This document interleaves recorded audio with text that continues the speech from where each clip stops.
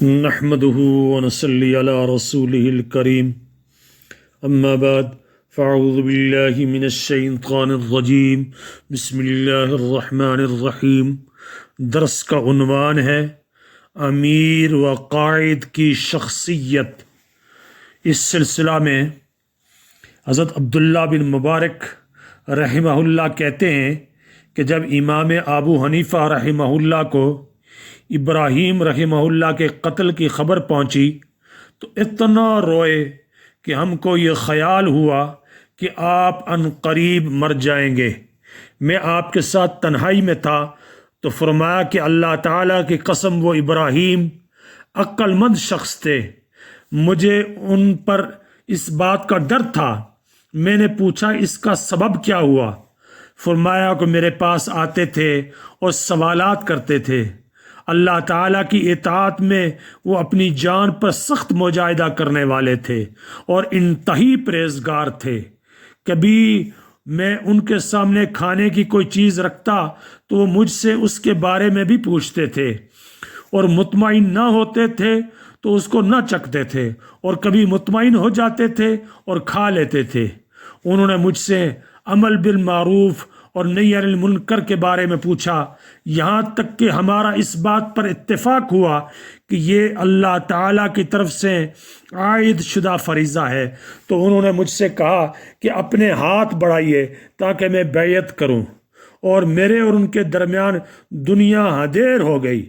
ابن مبارک رحمہ اللہ کہتے ہیں کہ میں نے پوچھا وہ کیوں؟ انہوں نے فرمایا کہ انہوں نے مجھے اللہ تعالیٰ کے حقوق میں سے ایک حق کی طرف بلایا اور میں نے اس کو روکا۔ میں نے ان سے کہا کہ اس حق کو ادا کرنے کے لیے کوئی شخص تنہا کھڑا ہوگا تو قتل کر دیا جائے گا اور لوگوں کا کام درست نہ ہوگا، البتہ اگر اس کام کے سر انجامی کے لیے کچھ اچھے نیک لوگ مددگار بن جائیں اور ان لوگوں کی سربراہ کوئی اچھا شخص جس کا دین پر امن ہو اور بدلنے کا اندیشہ نہ ہو۔ فرمایا جب وہ میرے پاس آتے تو مجھ سے اس کا تقاضا کرتے، ایسا سخت تقاضا کرتے جیسے کوئی قرض خواہ اصرار و تشدد کے ساتھ قرضدار سے تقاضا کرتا ہو۔ جب وہ میرے پاس آتے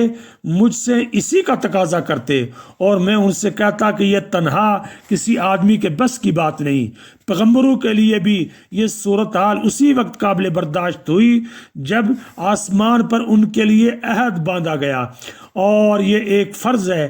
لیکن دیگر فرائض کی طرح نہیں، کیونکہ دوسرے فرائض کو ایک شخص تنہا بھی پورا کرنے کے لیے کھڑا ہو سکتا ہے، جبکہ یہ فرض ایسا ہے کہ کوئی شخص تنہا اس کے لیے اٹھے گا تو اپنے خون کو بے قیمت اور رائیگاں کرے گا اور اپنے آپ کو خود قتل کرنے کے لیے پیش کرے گا۔ بس میں ڈرتا ہوں کہ وہ خود اپنے قتل پر مدد کرے گا، اور جب یہ قتل کر دیا جائے گا تو کوئی دوسرا اپنے آپ کو آگے لانے کی جرت نہیں کرے گا۔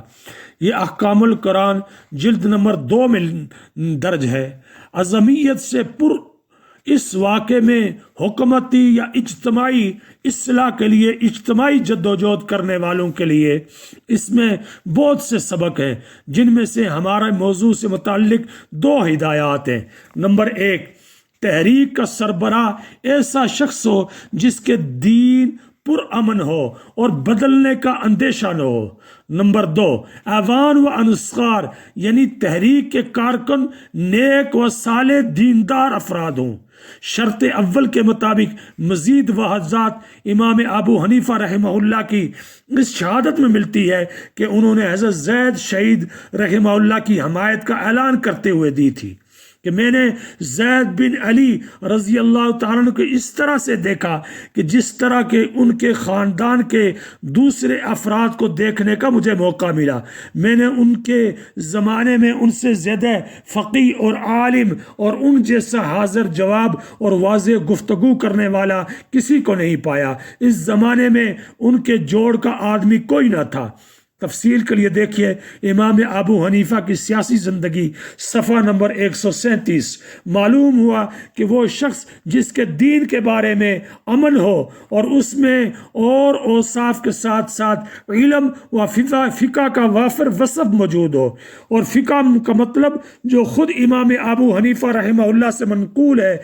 وہ یہ ہے کہ نفس کا اپنے فائدے اور نقصان والے امور کو پہچاننا، اس میں علم ظاہر اور تزکیہ باطن دونوں شامل ہیں۔ ایک اور روایت میں حضرت عمر بن خطاب رضی اللہ تعالیٰ عنہ سے منقول ہے کہ نبی اکرم صلی اللہ علیہ وسلم نے ارشاد فرمایا، میری امت کو آخری زمانے میں اپنے سلطان کی جانب سے سخت مصائب دینی و دنیاوی پہنچیں گے، اس سے نجات نہیں پائے گا مگر وہ شخص جس نے اللہ کے دین کو پہچانا اور اس پر اپنی زبان اور قوت و قدرت اگر ہو اور اپنے دل سے جہاد کیا، پس یہ شخص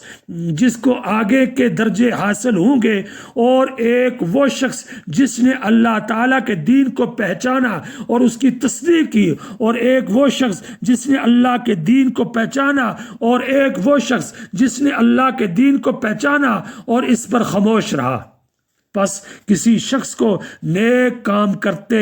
دیکھا تو اس کو درست رکھا، اس کو دوست رکھا، اور جس کو باطل کام کرتے دیکھا تو اس پر اس سے بغض رکھا، تو یہ اپنے چھپانے پر نجات پائے گا۔ ملا علی قاری رحمہ اللہ نے اس حدیث کے ذیل میں فرمایا کہ جس کا حاصل یہ ہے کہ اس شیطان نما سلطان سے صرف وہی شخص نجات پائے گا جو علم اور عمل اور کمال و تکمیل کا جامع ہو، اللہ کے دین کے اصول و فروع کو تفصیل سے حاصل کرے اور شریعت کے مطابق عمل کرے۔